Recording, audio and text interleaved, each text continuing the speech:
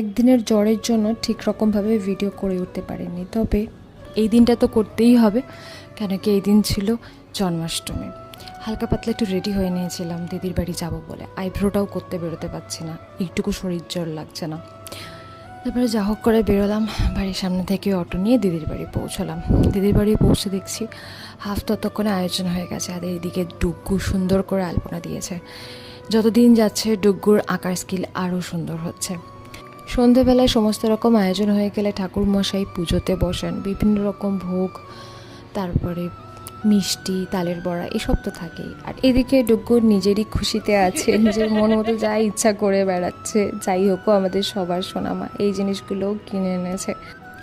পুজো বেশ অনেকক্ষণ ধরে হয়, সমস্ত রকম আরতি কমপ্লিট হয়ে গেলে আমরা প্রসাদ খাই। তারপরে বাড়ি এসে আমার সবথেকে প্রিয় ভোগ প্রসাদ খিচুড়ি খাই।